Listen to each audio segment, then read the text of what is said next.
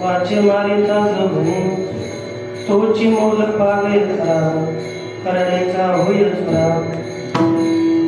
मोहरा तुझी अंगे सूतन जळे ज्याचे संगे तुझी मोल पावे खरा करण्याचा होईल खरा तुका म्हणे तुझी संत तुका म्हणे तुझी संत स्पर्शी जगाचे आघात तोची मोल पावे खरा करण्याचा होईल खरा भक्ती मुक्ती प्रदातारं पंढरपुरवासिनं विलसितं रुक्मिणीं पांडुरंगं नमाम्यहं पांडुरंगा गुरु प्रथमा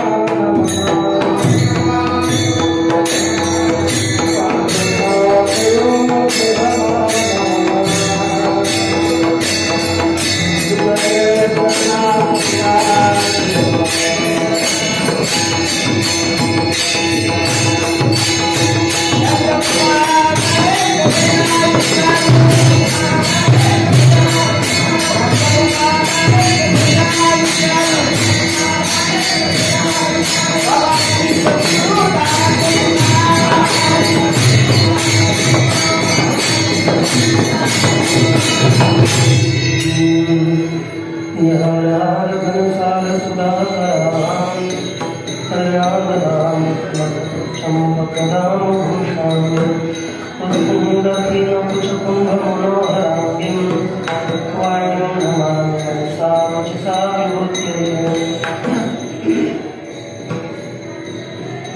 आदिनाथसमारम्भां श्रीज्ञानराजमध्यमाम् अस्मदाचार्यपर्यन्तां वन्दे गुरुपरम्पराम्।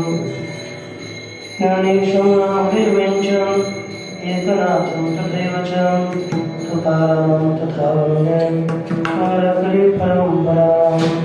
ॐ नमो ज्ञानेश्वराय प्रणतराय तुमचानुग्रहदातलोपावनजातो चराचरी मेघा कुसरी काही जणे बोलत वचने अति भाविका एका जनार्दनी तुमचा दास त्याची आस पूर्वाले आदिनाथ समारंभां श्री ज्ञानराज मध्यमान् अस्मदाचार्य पर्यन्तां वन्दे गुरुकुलम्।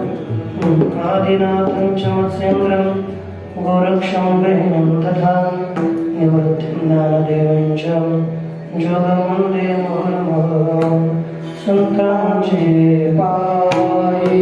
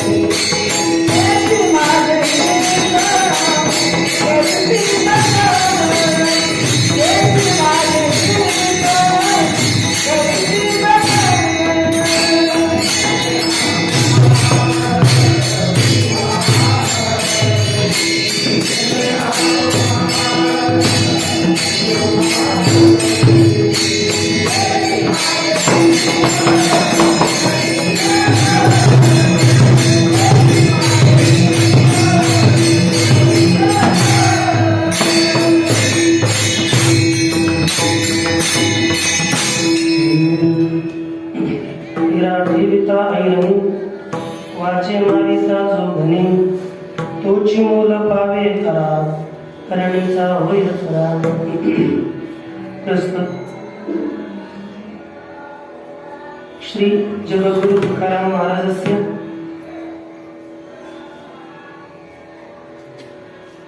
गाथायाः क्रमानुसारेण वयं विचारार्थं यत् अभंगं गृह्णीमः प्रतिवारं भिन्नं भिन्नं अभंगम् आदाय अस्माकं विचारः प्रचलति।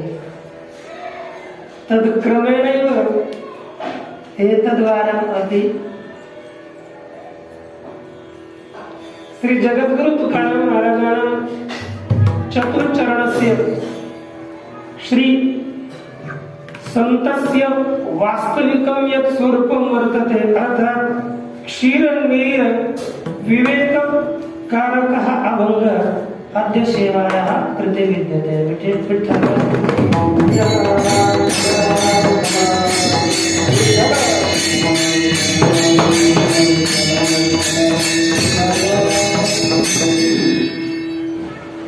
वस्तुतः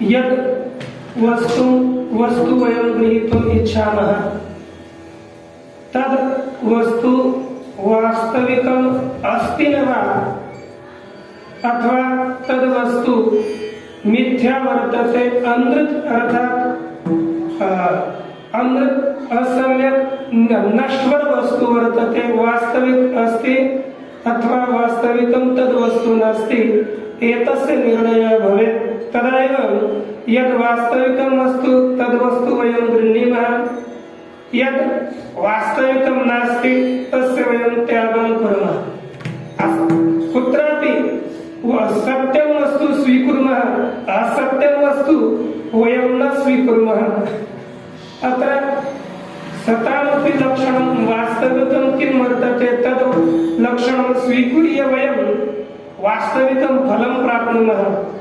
यदि सत्यं वस्तु अस्ति सद् वस्तु अस्ति तद् गृह्णीमः चेत् तस्य फलं लभते यथा अस्माकं पार्श्वे मूल्यं वर्तते धनं यत् एकम् अस्माकं धनं यत् वास्तविकं धनं सत् धनं तत् मिथ्या अनृतं यथा रूप्यकं यदा कर्गदस्य धनं निर्मापयामः तत् सत्यमपि वर्तते असत्यमपि वर्तते एतत् सत्यम् एतत् मिथ्या एतस्य यदि निर्णयः भविष्यति तदा वास्तविक वस्तुं गृहीत्वा तस्य मूल्यम् अस्माकं प्राप्नोति नो चेत् मूल्यस्य प्राप्तिर्न भवति तदर्थं वास्तविकस्य विचारः अवश्यम् एव करणीयः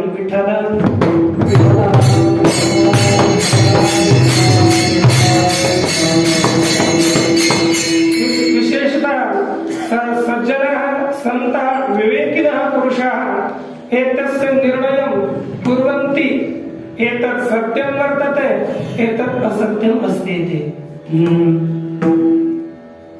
उज्रावया आलोवाता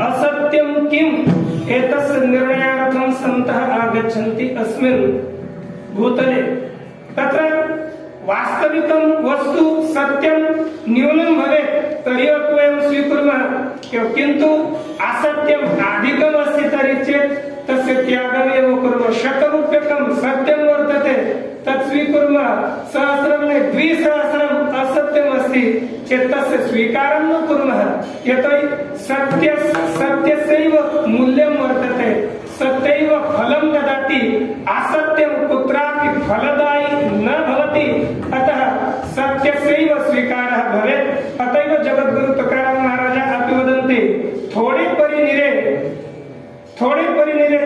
सत्य ते घ्यावे खरे अविट ते घ्यावे खरे न्यूनं भवेत् किन्तु तत् एव ग्राह्यं यत् सत्यं घ्यावे जेने नये तुटी बीज वाढे बीजापोटी तदेव तस्यैव ग्रहणं कुर्यात् यस्य वर्धनं भवेत् यस्मात् फलं लभेत् तस्य स्वीकारं कुर्यात् निष्फलस्य स्वीकृति अर्थात यत्र अस्माकं कल्याणं न भविष्यति तस्य स्वीकारं कदापि न कुर्यात् इति महाराजः वदन्ति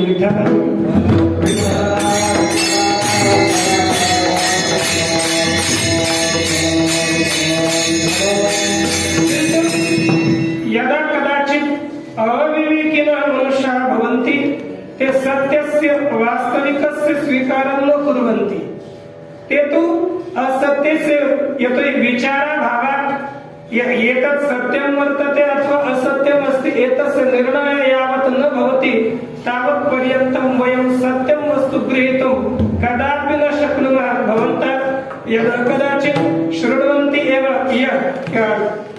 वयं हिरकम् इति वदामः अथवा अन्यत् किमपि साधनं वदामः सुवर्णस्य यावत् ज्ञानं न भवति तदा पीतं धातुं दृष्ट्वापि एतत् सुवर्णम् एव इति बुद्धिः भवति यदा कदाचित् सुवर्णम् अस्ति तदापि पीतलम् इति दृष्ट्या तस्य त्यागं कुर्वन्ति यावत् सत्यस्य विचारः न भवति तावत् यतोहि कुत्रापि अस्मिन् लोके असत्यं बहु शोभते इदानीं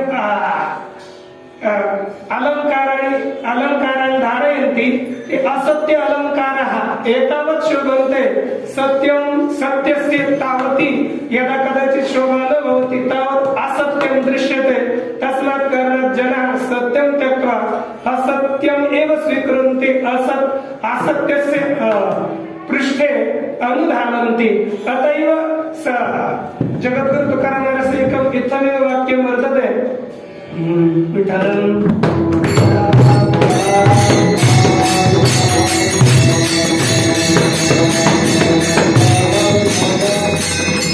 किं कुर्वन्ति लटिकेते रुचे साथ कोणाही न पचे ऐसा माजल्याचा गुण माजल्याचा अर्थात अविवेकिनः गुणः वयम् अर्थात यस्य बुद्धि विचारं न कुर्वन्ति तस्य अयं गुणः वर्तते कः अविटते जे असत्यं वर्तते तत् रोचते यत् सत्यं वर्तते तत् न रोचते तस्य स्वीकारं न कुर्वन्ति इति अविवेक अवस्थायां भवति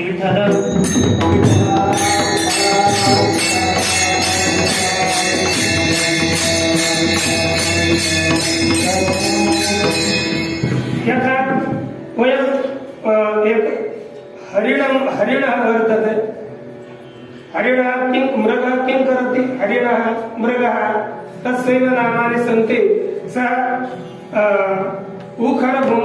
उषरभूमौ यत् मृगजलं दृश्यते तत् मृगजलं दृष्ट्वा एतत् जलं सत्यमेव अस्ति इति धिया तत्र धावति यतोहि एतत् जलं सत्यम् अस्ति अथवा मिथ्या अस्ति एतस्य विवेकः हरिणस्य मनसि नास्ति अतः तत्र तस्य पृष्ठे धावति तस्मात् कारणात् किं भवति तत्र तस्य कण्ठः स्फुटितो भवति तत्र म्रियते च किन्तु तावत् तत्र विवेकाभावात् सा वास्तविकं जलं न प्राप्नोति विठ्ठलं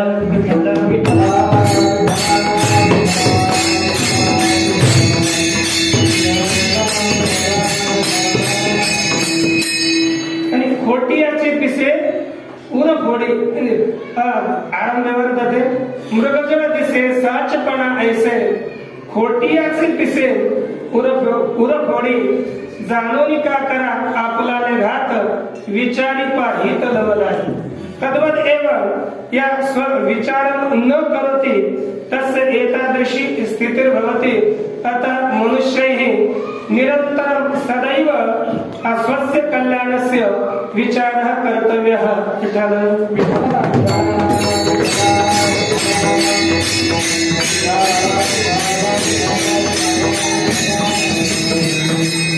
श्रोते वाते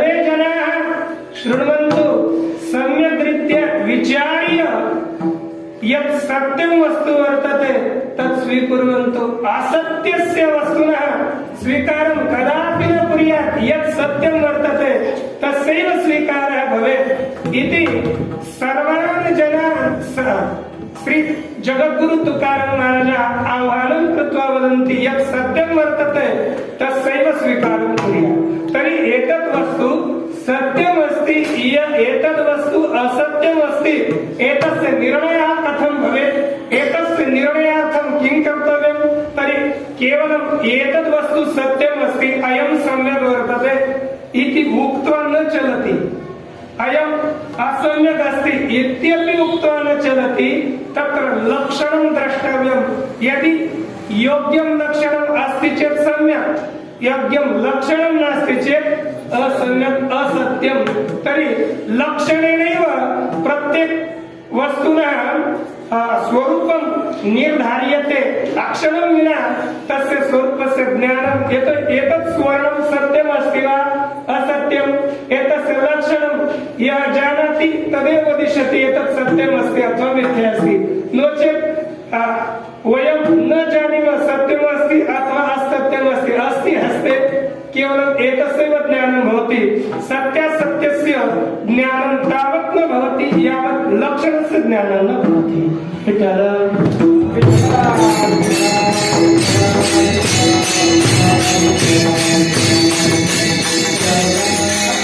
नहीं प्रतिज्ञा मात्रेण वस्तु सिद्धि किंतु लक्षण प्रमाणाभ्यां केवल प्रतिज्ञां कृत्वा वस्तुनः सिद्धिर्न भवति तत्र लक्षणेन प्रमाणेन च एतद् वस्तु यथार्थं वर्तते एतद् वस्तु अयथार्थं वर्तते इति निर्धारितं भवति। अतः लक्षणं वयं पश्यामः लक्षणं किं वर्तते लक्षणं तद्लक्षणम् अत्र यस्य विचारं कुर्मः यस्य अत्र त्रयाणां वस्तूनां श्री जगद्गुरु तुकाराम महाराज अस्मिन् अभंगे निर्णयः कृतः एतदेव वास्तविकम् एतद् वस्तु अस्ति अयम् एव हीरकं वर्तते अयम् एव चन्द्रकान्तमणि अस्ति एतेव सन्तः सन्ति के यस्मिन् एतानि लक्षणानि भविष्यन्ति तत् वास्तविकं हीरकं वास्तविक चन्द्रकान्तमणि वास्तविकाः सन्तः सन्ति इति एतस्य निर्णयार्थं वयं लक्षणं पश्यामः लक्षणस्य स्वरूपं किं विठ्ठलं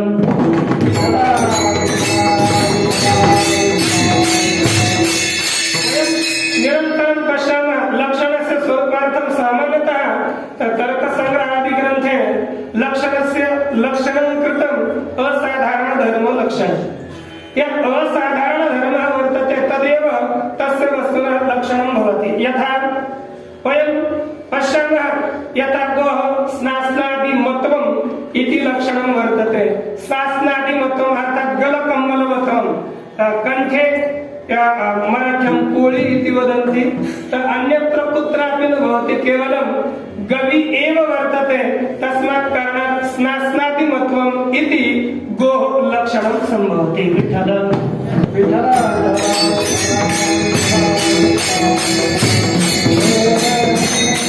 एतत् वयं लक्षणं कुर्मः लक्षणस्य प्रयोजनं किं तर्हि प्रयोजनम् अपि शास्त्रेषु एव श्रूयते व्यावृत्तिर्व्यवहारो लक्षणस्य प्रयोजनं व्यावृत्ति यदि एक लक्षणं कुर्मः चेत् लक्षणेन युक्तः यः पदार्थः स पदार्थः अन्येभ्यः सर्वेभ्यः पृथक् भवति अथवा तेन लक्षणेन तत्र व्यवहारम् अपि वयं कर्तुं शक्नुमः लक्षणेन व्यवहारः अपि भवति लक्षणेनैव व्यावृत्तिरपि भवति व्यवहाराय व्यावृत्तये च लक्षणं वर्तते अतः वयम् एतस्य दृष्टान्तरूपेण एतत् लक्षणं एतस्य लक्षणं कथं लक्षण अन्य पदार्थेभ्य पृथक् करोति एतत् वयं जानीमः। यथा वयं पश्यामः काकड़ा अभङ्गाः सन्ति, तत्र अभङ्गेषु एकश्चन गौळं भवेत्, रुक्मिणी भवेत्, कापि भवेत्, एकः भगवतः निराजनं कर्तुं प्रवृत्तः। एतत् निराजनार्थं गताश्चेत् अत्र निराजनाय भगवान् का तर्हि सर्वे या चतुर्भुजः सः भगवान्, तर्हि चतुर्भुजः के सन्ति तर सर्वतः ओवाळून गेले द्वारके, जिकडे पाहिले तिकडे चतुर्भुजा येथे सर्वे भुजाय ओवाळून गेले माय शारंगधरा, जिकडे पाहिले तिकडे चतुर्भुज परिवारा, तरी सर्वे चतुर्भुजाः एव सन्ति। तर्हि एतेषु मध्ये कः भगवान्, एतस्य निर्णयार्थं श्री संत नामदेव महाराजः किं वदन्ति? वैजयन्ति मालगणा श्रीवत्सलाञ्च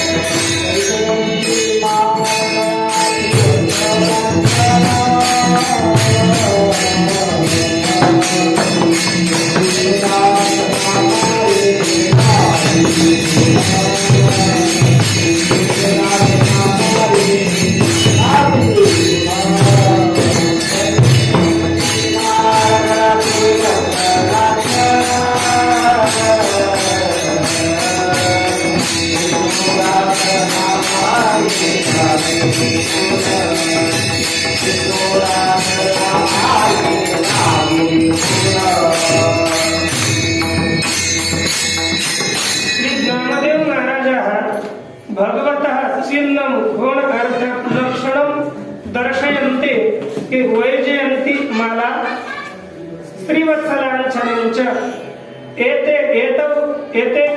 एतौ द्वौ भगवतः एते द्वे भगवतः लक्षणे स्तः। यस्य कंठे तथा वैजयन्ति माला स्यात्, हृदये च श्रीवत्सलाञ्छनं वर्तते, सः एव भगवान्, अन्यः भगवान् नास्ति।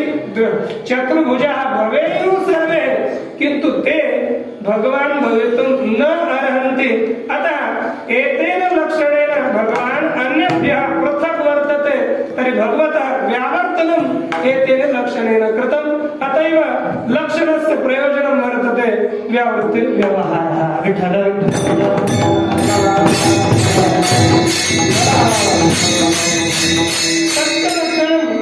द्विविधम्, एकं स्वरूपलक्षणम्, अपरं च तटस्थलक्षणम् इति। एकं स्वरूपलक्षणं वर्तते, वयं पश्यामः स्वरूपलक्षणस्य लक्षणं वर्तते स्वरूपं सत् लक्षणं स्वरूपलक्षणं, यत् पदार्थस्य स्वरूपम् एव वर्तते पुनः तच्च लक्षणम् अपि अस्ति, तद् स्वरूपलक्षणम् उच्यते। यथा पदार्थस्य स्वरूपं सत् स्वीयं पृथक् करोति यत् स्वरूपलक्षणं तद्वै लक्ष्यते लक्ष्मवेदिभिः। अर्थात् पदार्थस्य यत् साक्षात् स्वरूपं वर्तते, लक्षण अर्थात् यत् अस्माकं स्वीयं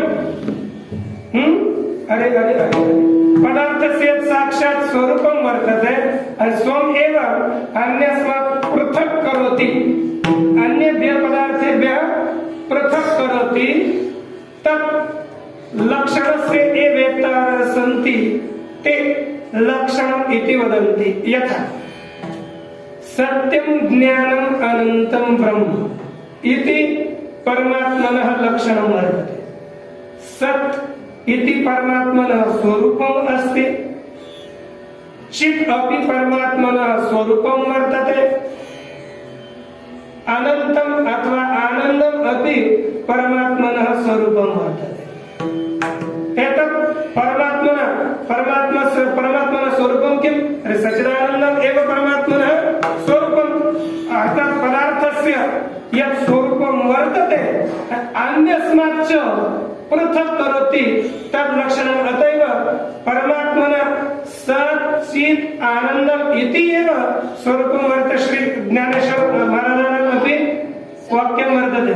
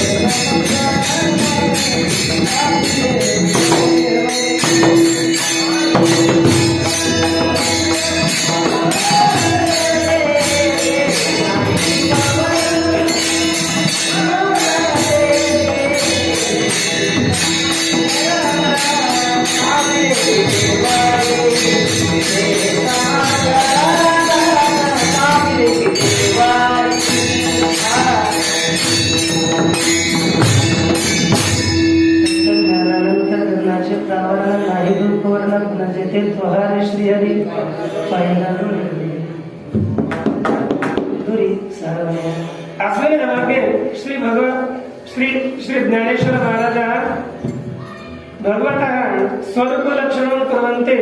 सत्यं ज्ञानम् अनन्तम् इति परमात्मनः स्वरूपं वर्तते। अयं परमात्मा वर्तते। एतत् लक्षणं किं करोति? एतत् पुनः लक्षणं यत् स्वरूपं सत् स्वीयम् अर्थात् लक्ष्यम् अन्येभ्यः पृथक् करोति तदेव स्वरूप लक्षणं भवति। तर्हि सत् चित् अनन्तम् अथवा आनन्दम् एतत् कथम् अन्येभ्यः पृथक् करोति? श्री ज्ञानेश्वर महाराज एव अमृत अनुभवे वदन्ति।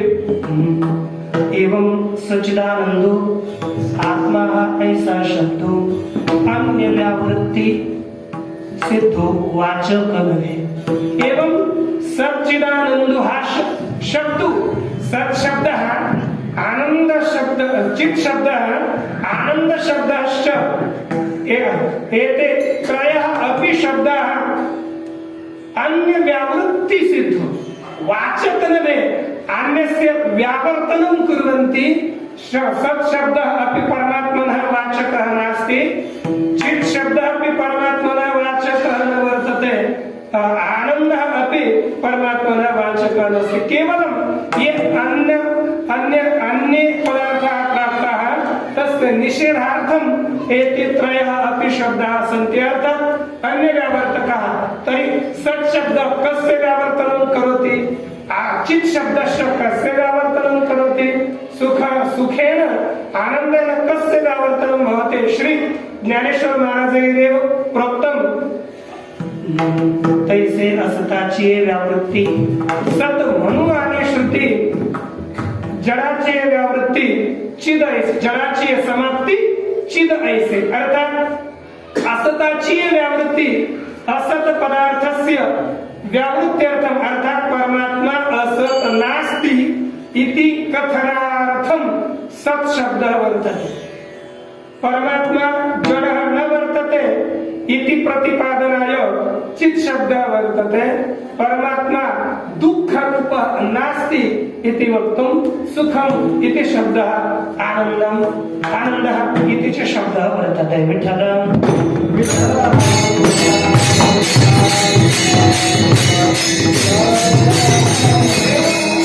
एवं एतत् स्वरूपलक्षणं वर्तते।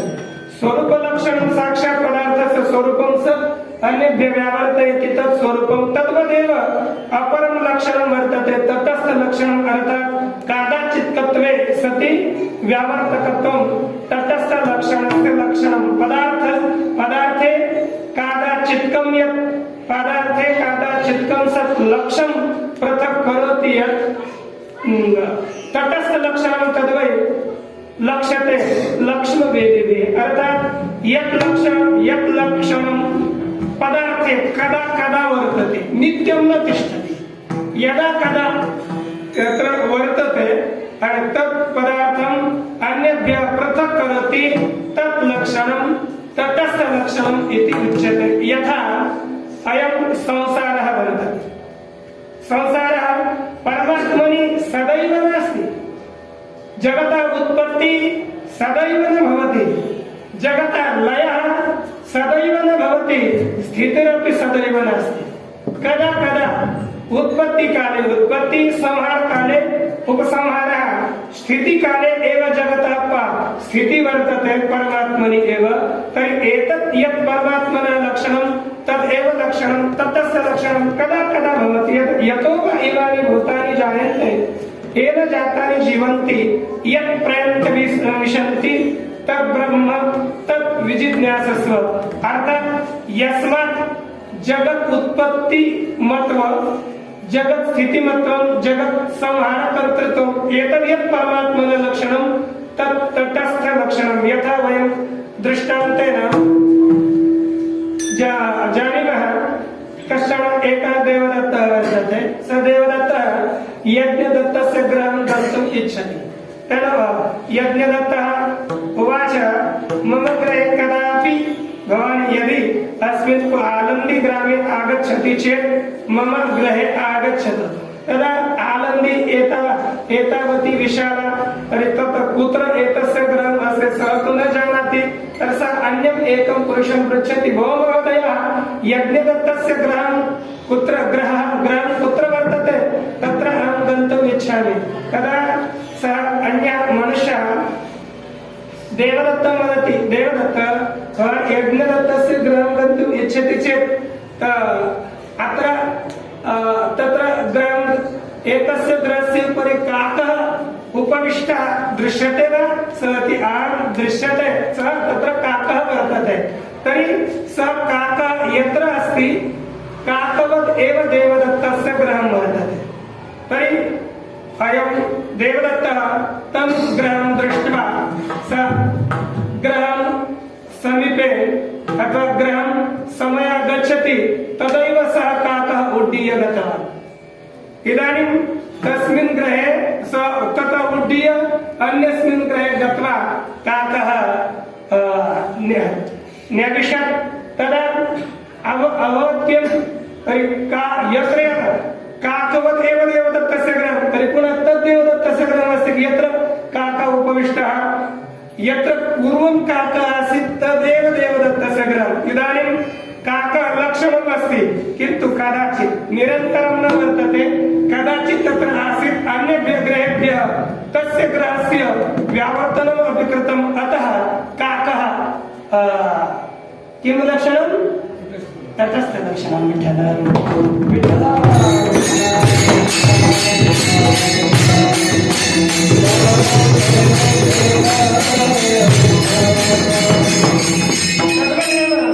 अयं संसारः परमात्मनः जायते, तस्मात् कारणात् जगत् उत्पत्ति कर्तृत्वम् अपि परमात्मनः तटस्थ लक्षणं वर्तते। विठ्ठल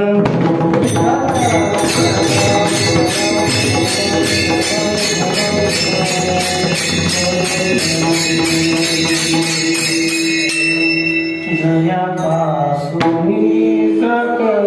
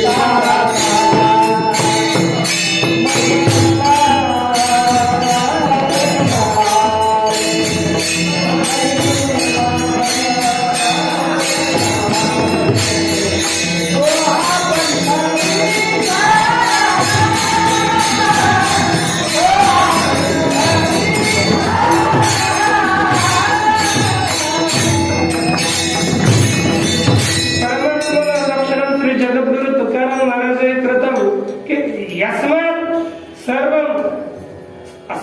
संसारः उत्पन्न सः एव पंढरी नगर्याः राजा वर्तते।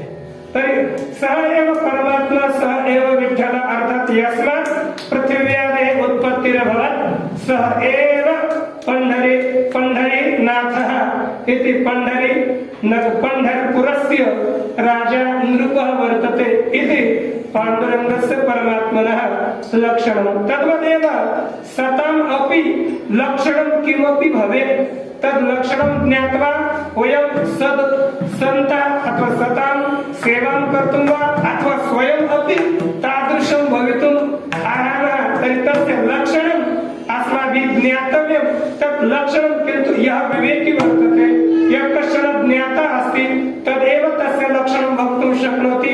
अत्र द्वौ एव स्तः सतां लक्षणं वक्तुं शक्नुतः एकः वर्तते परमात्मा अपरः सन्ति सन्तः। अतएव श्री ज्ञानेश्वर महाराज वदन्ति परमात्मा एव एतस्य सतां लक्षणं चिह्नं च वक्तुं शक्नोति। सन्तते कवन सन्तते कवन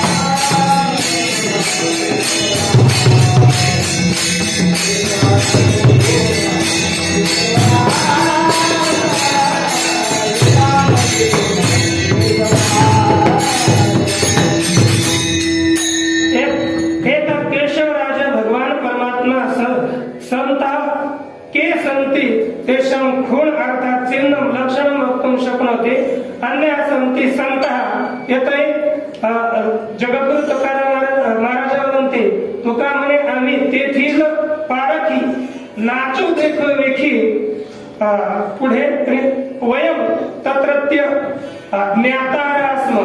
अतएव वयम सतां यत् लक्षणम् अस्ति तद् वक्तुं शक्नुमः।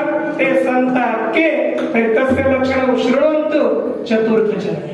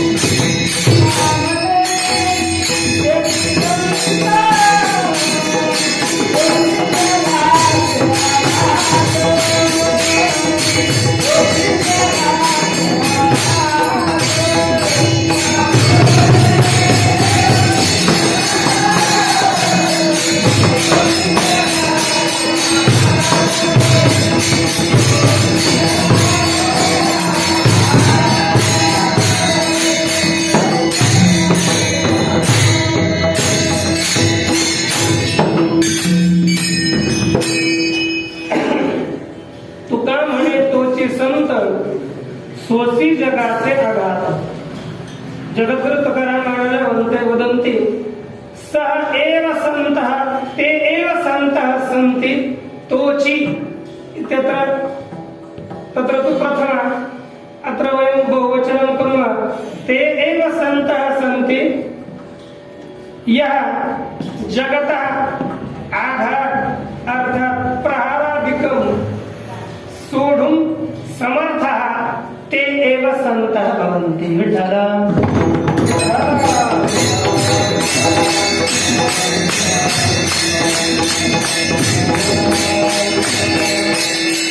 यथा भगवतः द्वे लक्षणे स्तः तद्वदेव सतम् अपि द्वे लक्षणे वर्तेते एकं स्वरूपलक्षणम् अपरं च तटस्थलक्षणम् यदि समयस्य तदा विचारं कुर्मः किन्तु साक्षात् अभङ्गस्य चरणस्य विचारं कुर्मः अस्मिन् अभङ्गे एतस्मिन् चतुर्थे चरणे जगद्गुरु तुकाराम महाराजैः सतं यत् लक्षणं प्रदर्शितं तत् स्वरूपलक्षणं न वर्तते तटस्थलक्षणम् अस्ति विठ्ठल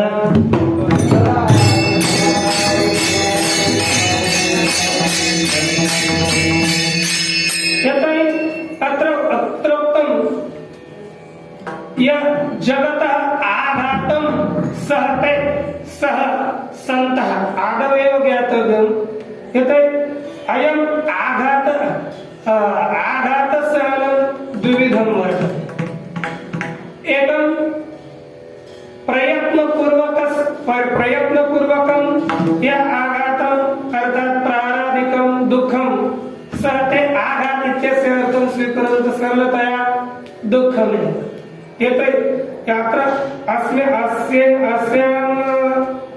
अस्मिन् चरणे किमुक्तं ते एव सन्तः सन्ति यः जगतः आघातं स्वीकरोति जगत् नाम किं जगतः आघातः के भवितुम् अर्हन्ति तद् वयं संक्षेपेण जानीमः यत् जगत् पञ्चदश्यां जगत् शब्दस्य व्याख्या कृता कः एकादशेन्द्रियैर्युक्ते शास्त्रेणास्योगम्यते यावत् किञ्चित् भवेत् एतद् इदं शब्दोदितं जगत् अर्थात् जगत् किं वर्तते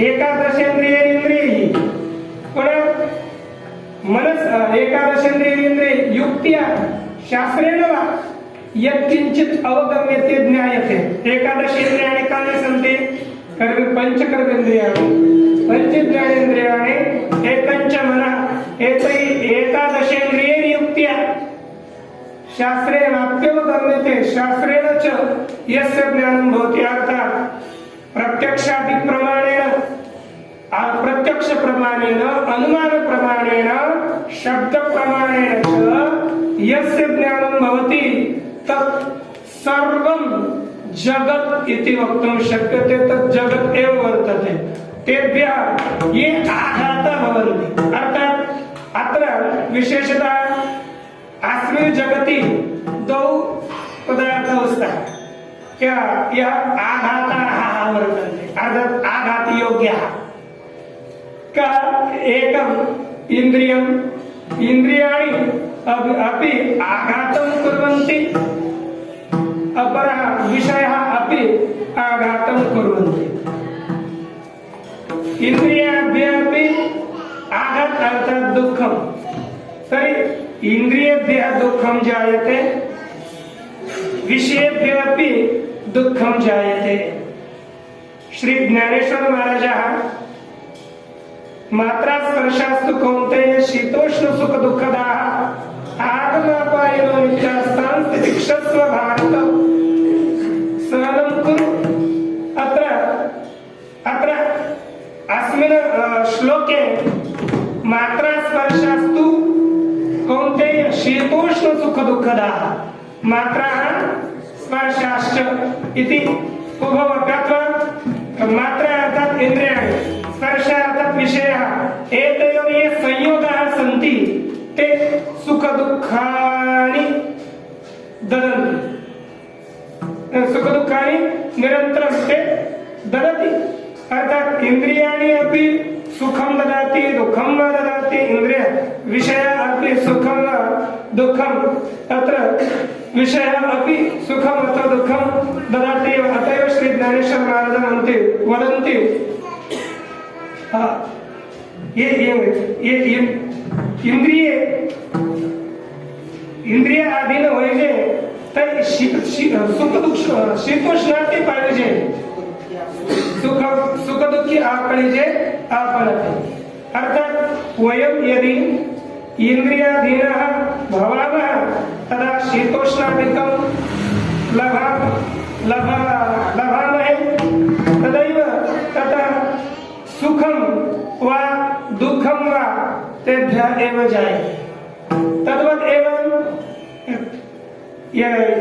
पुनः प्रारब्धे अन्य उभि वर्तते अर्थात् एतस्मात् दुःखम् एव सुखं वा दुःखं भवति एव अतः पुनः ये विषयाः सन्ति का जे विषय पाचयति ते अवश्य साधकानां किन्तु एवं बताया चिरंजीव पदे अर्थात् दुःखं ददतः तत्रैव या विषयांचा अस्वभाव एतादृश स्वभाव वर्तते ते विषयेषु एव निरन्तरं धावन्ति तस्मात् दुःखं जायते एव तस्मात् कारणात् एतानि इन्द्रियाणि अथ च विषयाः मनुष्येभ्यः सुखं वा ददति अथवा दुःखं वा ददति तस्मात् कारणात् एतत् साधकेन उभयोः संयोगः तेभ्यः जायमानं दुःखं तत् प्रयत्नेन सोढव्यम् एव अर्थात् सहनं कर्तव्यं श्री भगवान् परमात्मा पंचम अध्याये अपि वदति यः साधकः एतादृशम् एतेभ्यः जायमानं दुःखं सहते सः एव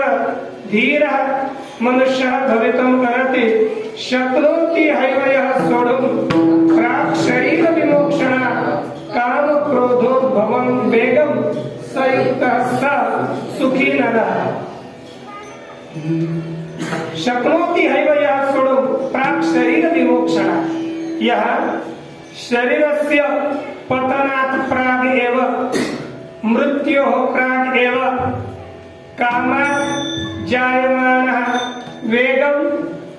जायमानं वेगं अथवा क्रोधात् जायमानं वेगं यः सहते सः एव युक्तः योगी वर्तते सः एव सुखी भवति सः एव नरः अस्ति अन्ये न विठल विठल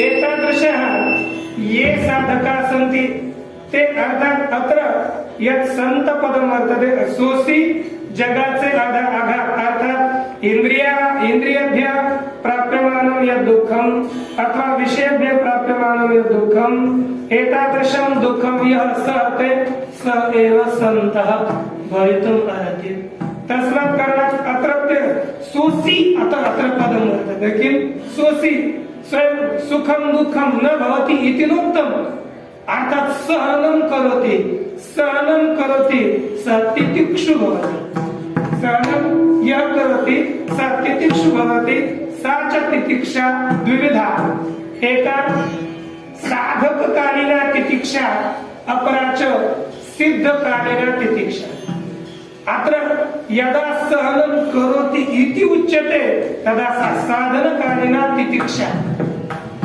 अत्र सोऽसि इति उच्यते तस्मात् कारणात् यत् सहनं एतत् साधनकालीनं वर्तते तस्मात् कारणात् अत्रत्यः सन्त शब्दः स न तु परमात्मनं प्राप्तः सन्तः अपितु साधकात्मकः सन्तः अत्रत्य यः सन्त शब्दः वर्तते स सन्त शब्दः भाविवृत्ते अत्र प्रयोगः कृतः यथा इदानीं किञ्चित् ओदनं निर्मापयति तर्हि वयं किं कुर्मः वदामः ओदनम् इति वदामः स ओदनं पचति स ओदनं न पचति स यदा मराठ्यां भगर अथवा यदा वयम् ओदनं कुर्मः तदा तण्डुलान् पचति किन्तु प्रयोगं किं कुर्मः सा किं करोति साक्षात् ओदनः अस्ति चेत् किमर्थं पक्षति ओदनं कापि न पचति तण्डुलान् पचति किन्तु भावी वृत्त्या तण्डुलान् अपि ओदनम् एव स्मृत्वा अर्थात् ओदनम् अस्ति इति ज्ञात्वा मत्वा ओदनं पचति इति प्रयोगं कुर्वन्ति तद्वत् एव यः इन्द्रियेभ्यः दुःखं प्राप्नोति अथवा विषयेभ्यः दुःखं प्राप्नोति सर्वं दुःखं यः सोढुं शक्नोति स इदानीं सन्तः नास्ति किन्तु भावी काले स सन्तः भवितुं शक्नोति तस्मात् कारणात् इदानीं भावी वृत्त्या अत्र सन्त शब्दस्य साधक अवस्थायाम् एव सन्त शब्दस्य प्रयोगः कृतः अर्थात् वयं यदि दुःखं सोढुं शक्नुमः तो यदा कदाचित् अर्थात् वयं तितिक्षां कर्तुं शक्नुमः चेत् अनन्तरं सन्त पदवीं गन्तुं शक्नुमः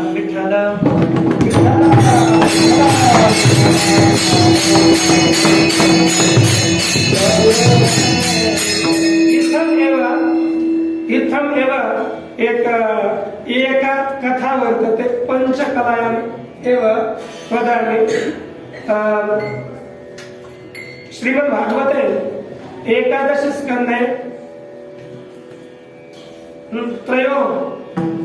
23 अध्याये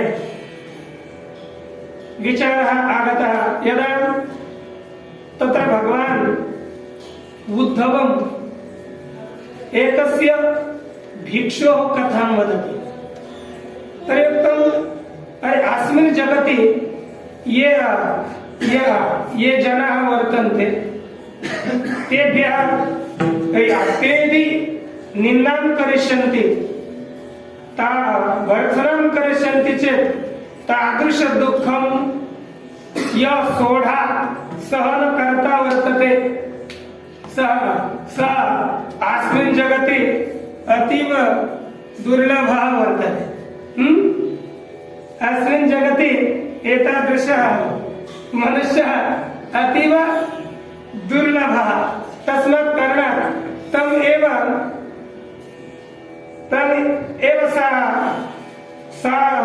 साधुं सज्जनम् अहं वदामि इति उक्त्वा भगवान् वदति पूर्वस्मिन् काले उज्जयिन्याम् एकः ब्राह्मणः आसीत् सः अनेकां क्रियां कृत्वा बहु धनम्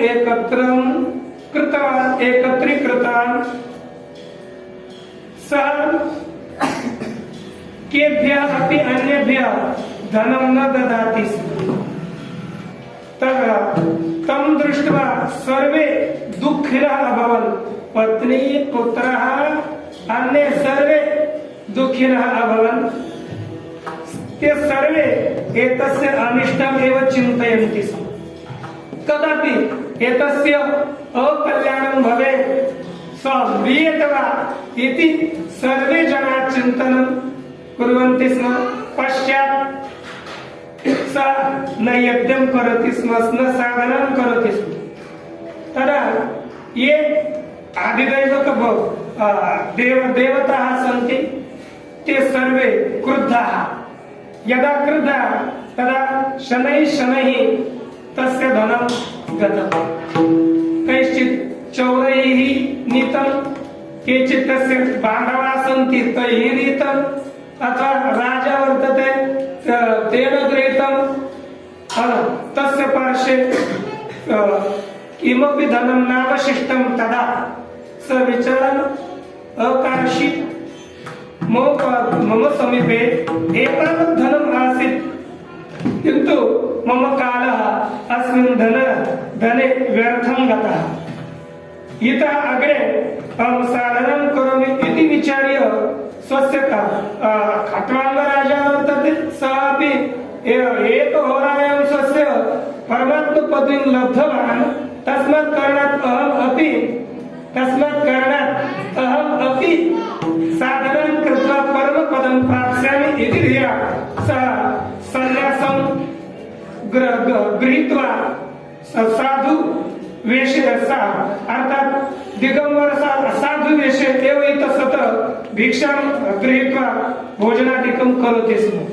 अनन्तरं पूर्वे ये जनाः आसन् ते सर्वान् पीडयन्ति स्म। इदानीं नाटकं कुर्वन्ति इत्यादिकं तस्य वारं मिथ्याचारी अयम् इति कृत्वा वारं वदन्ति स्म। यदा कदाचित् सः तस्य दण्डः कमण्डलु भवेत् स गृहीत्वा इतस्ततः नयन् केचन दुष्टाः जनाः गृहीत्वा गच्छन्ति स्म। अरे यदा कदाचित् स भिक्षाम् आनीय नद्यातीरे भोजनं करोति स्म तदा अपि तस्य उपरि लघुशङ्कं कुर्वन्ति स्म अथवा निष्ठिवन्ति स्म। एतत् तर्हि अपि स शान्तः किमपि न वदति स्म। एतत् अर्थात् एतावत् दुःखं यः सहनं कर्तुं शक्नोति सः एव भाविकाले साधु भवितुम् अर्हति। यः सोढुं न शक्नोति स साधु सन्तः न भवितुम् अर्हति।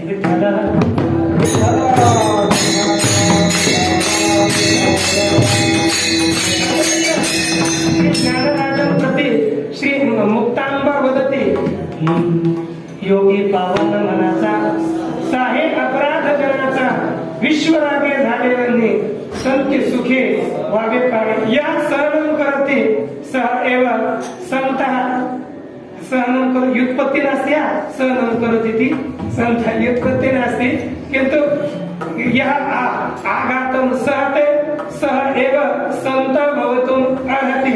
अर्थात् सः एव भाविकालदृष्ट्या अतः सत् शब्दस्य प्रयोगः साधके एव कृतः। तर्हि यदि योग्यः सन्तः वर्तते तदा एव वास्तविकं फलं लभते। यदि कृत्रिमं वयं वदामः वस्त्रं धारयामः अहं सज्जनोऽस्मि अहं साधुवस्मि इति उक्त्वा न चलति। कः वास्तविकं फलं लभते इति जगद्गुरु तुकाराम महाराजः द्वितीयचरणे वदन्ति।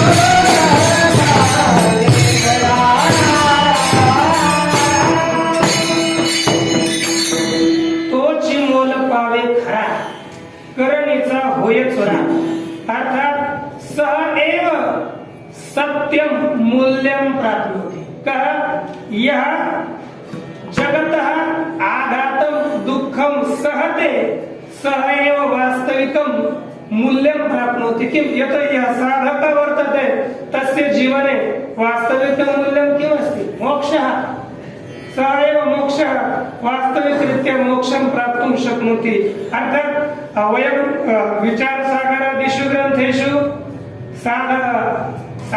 यः ज्ञानस्य मोक्षस्य अधिकारी भवेत् तत्र तितिक्षुत्वं म्हणून तितिक्षा एकं साधनं वर्तते षट् साधन संपत्तीमध्ये तितिक्षा इति साधनं वर्तते तितिक्षा इति पदेनैव अत्र साधन चतुष्टय संपन्नता एव स्वीकार्य अर्थात या तितिक्षु वर्तते साधन चतुष्टय संपन्न वर्तते स एव मूल वास्तविकं मूल्यं तस्य प्राप्नोति अन्यथा अन्यः कापि यः कश्चित् स्वस्यैव नाटकं करोति मिथ्याचारं करोति स कदापि मूल्यं अर्थात मोक्षं प्राप्तुं न शक्नोति तर असं जगद्गुरु तुकाराम महाराजांना जातीला अनेकानि प्रमाणानि सन्ति संत दुई वाढवून केश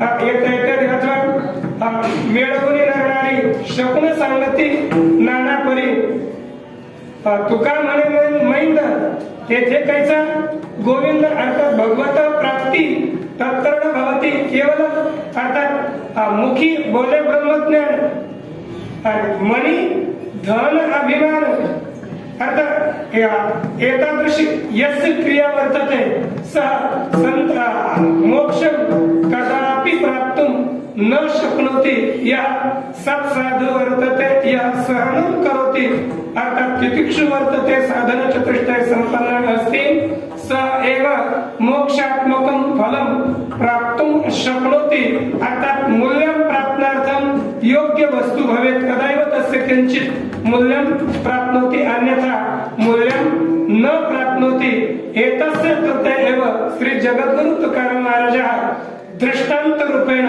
प्रथमं चरणं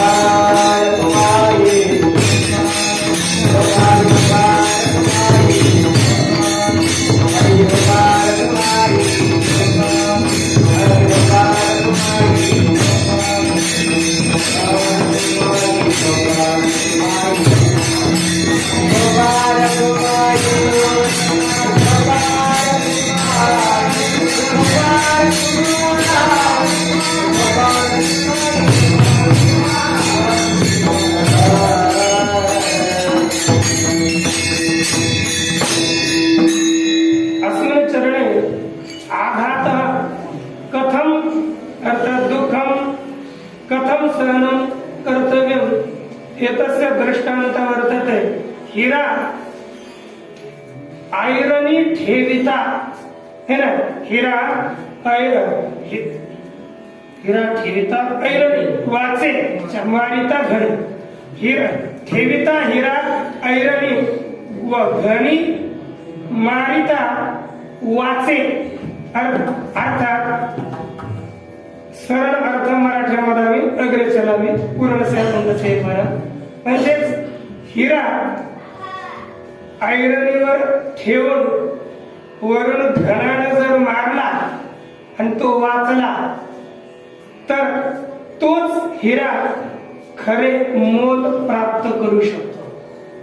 अन्यथा म्हणजे त्यालाच किंमत आहे जर आपण साखरेचा हिरा म्हणून बनवला आणि त्याला ऐरणीवर ठेवलं तर, कारण की ते दोघही दिसायला सारखेच दिसतात, परंतु साखरेचा जर हिरा बनवून ठेवला किंवा हातात असा पकडून ठेवला तर त्याला घाम सुटेल आणि वास्तविक हिऱ्याला काहीच होणार नाही. म्हणजे जो हिरा ऐरणीवर सोनाराकडे जे काही खाली ठेवायचे राहते ना, ज्याच्यावर मारलं जातं त्याला ऐरण म्हणतात. त्या ऐरणीवर हिरा ठेवून वरून घरानं हातोडीनं मारल्यानंतर जर जो फुटत नसेल, तो वाचतो म्हणजे तसाच राहत असेल तर समजावा तो वास्तविक हिरा आहे आणि त्याच खरं मोल पैसा भेटेल, दुसऱ्याचा पैसा भेटणार नाही, त्याला काहीही किंमत नाही. करडीचा म्हणजे नकली हिऱ्याचा सोना होतो, भुग्गा होऊन जातो.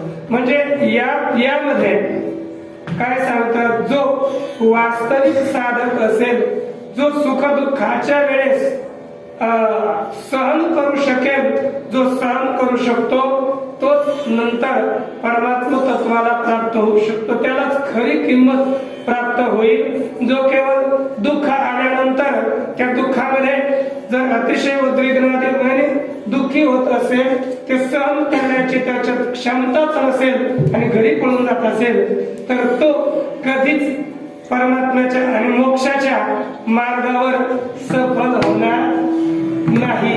म्हणजे तो, कारण त्याला खरं मोल प्राप्त होणार नाही. यामधून म्हणजे एक तितिक्षुत्व गुण या पहिल्या दृष्टांतानं दिला आणि दुसरा एक दोन आहे, एवढंच नाही आहे. जर हे साधू सुख दुःखाधिक सहन करतात असंच नाहीये, या आशाया साधकाची असे साधूची ज्या संगत होईल तो सुद्धा या संसार तापाने तप्त होत नाही, तो सुद्धा अनेक प्रकारची संकट सहन करण्याकरिता समर्थ होतो. हे सांगण्याकरता जगद्गुरु तुकाराम महाराज तृतीय चरणाचा मोहरा तोची आगे, मोहरा तोची आगे,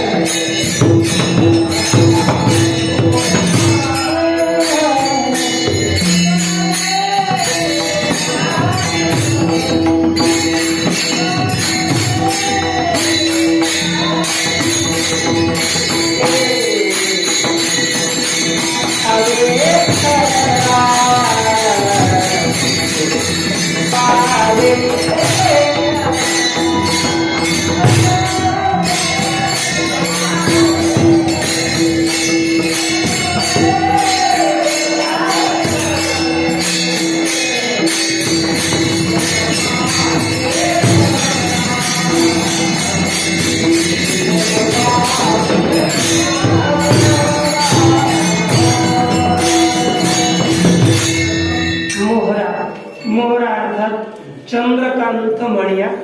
मोहरा त्याला चंद्रकांत मणी, चंद्रकांत मणी जर ओळखायचा झाला तर तोच चंद्रकांत मणी आहे, तोच मोहरा आहे. कोण?